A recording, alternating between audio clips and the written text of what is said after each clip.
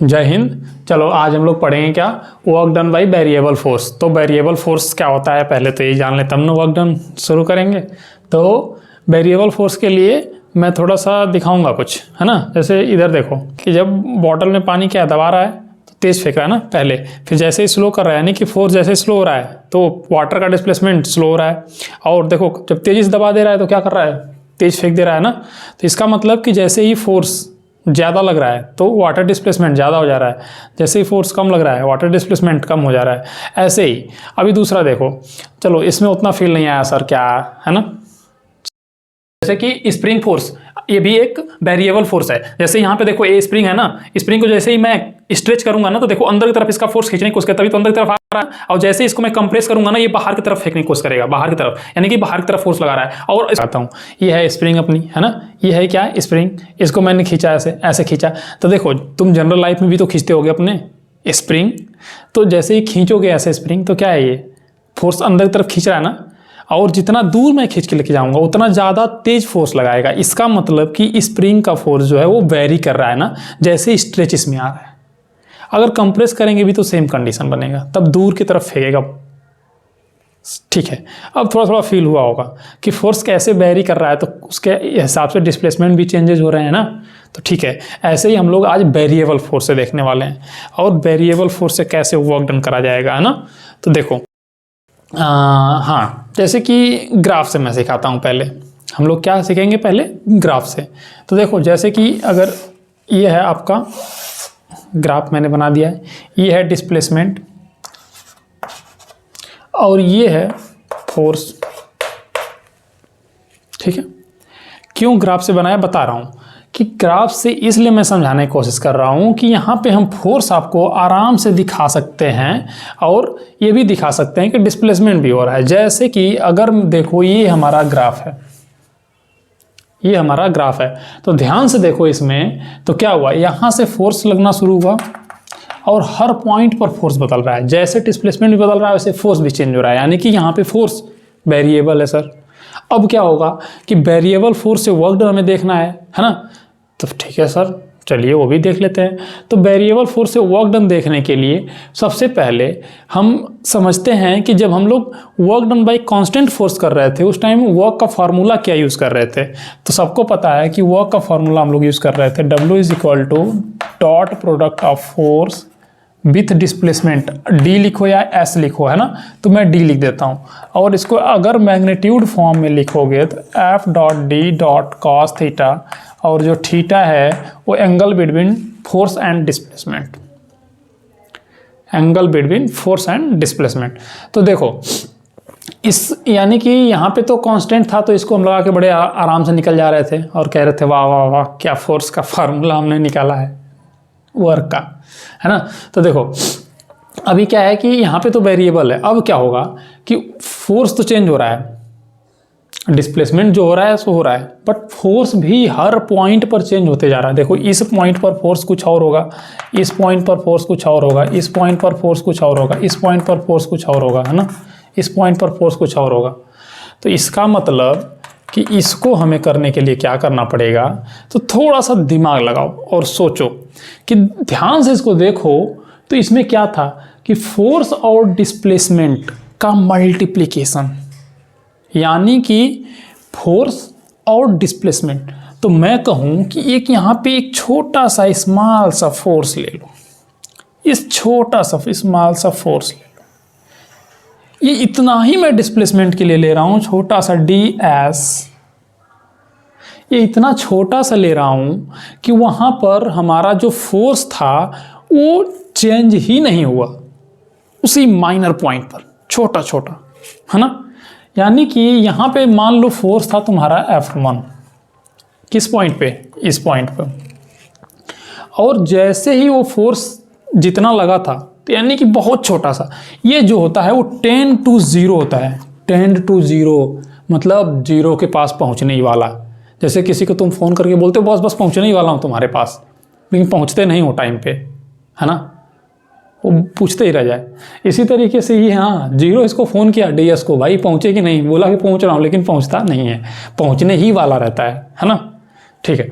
तो उसी तरीके से यानी ds इतना छोटा है कि वहाँ पे ये फोर्स चेंज ही नहीं हो पाया उसी पॉइंट पर। समझो इस बात को, ये थ्योरेटिकल थोड़ा समझना इंपॉर्टेंट है ना। तो ऐसे ही अगर हम नेक्स्ट पॉइंट पर देखें, इस नेक्स्ट पॉइंट पे ये देखो यहाँ पे भी सेम, अगर मैं छोटा सा वही छोटा सा ds उतना ही छोटा सा 10 to 0, तो उस केस में मान लो यहाँ पे तो f बदल गया ना इस पॉइंट पर। ऐसे ही अगर हम यहाँ पे लें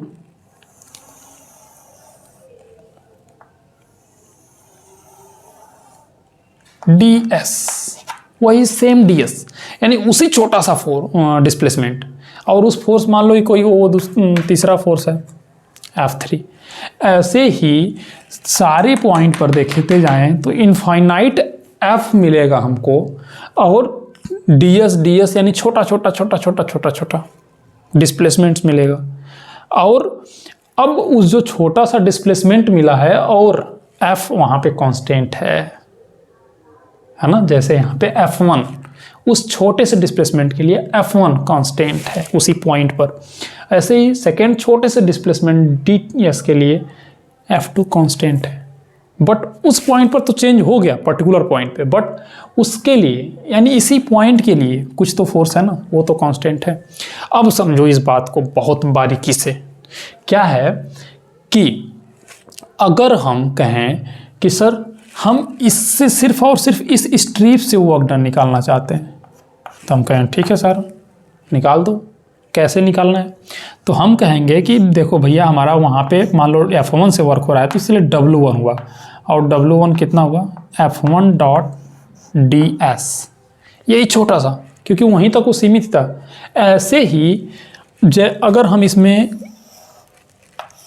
इनफाइनाइट नंबर ऑफ स्ट्रिप्स बनाते जाएं और सबका डिफरेंट फोर्स, मान लो इस स्ट्रिप के लिए F2 इसको F3 F4 F5 ऐसे ही, यानी यहाँ तक पहुँचे तो हम लगभग 10 to इनफाइनाइट, हालांकि हम इनफाइनाइट ना कह के हम ये बोले हैं कि n नंबर ऑफ, मुझे नहीं पता बट बहुत ज़्यादा ना।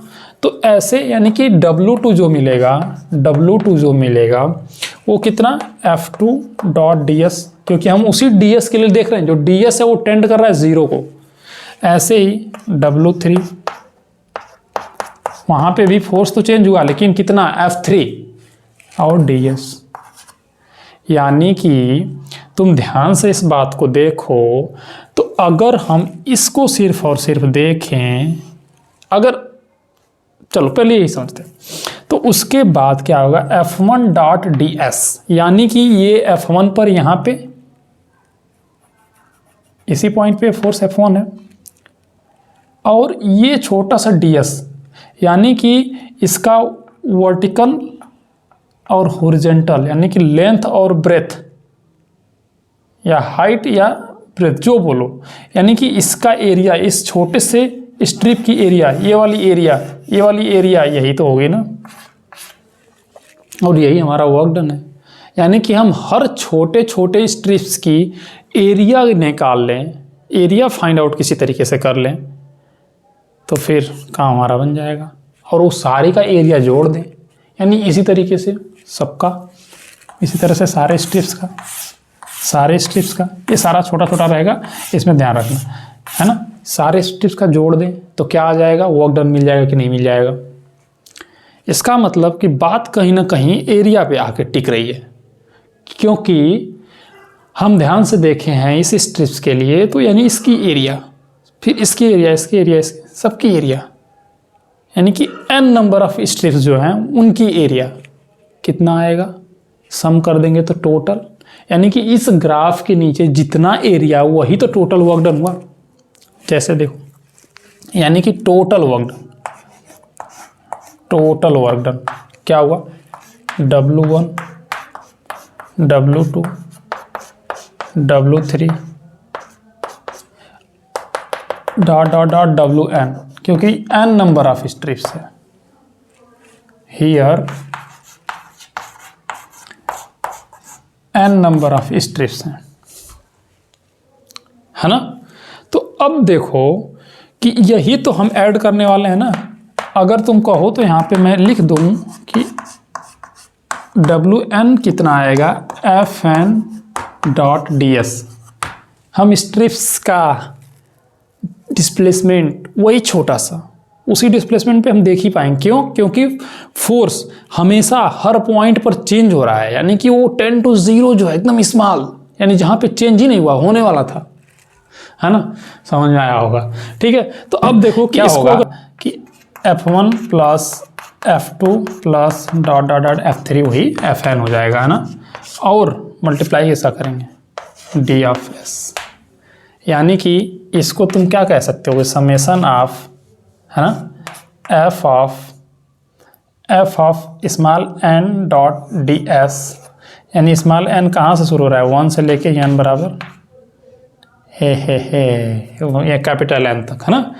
स्मॉल एन 1 से शुरू होकर इतना, यानी कि ये हो आपका मिला डब्ल्यू टी। और एक्चुअल में जो ये डब्ल्यू टी है ना, कि total area under this curve,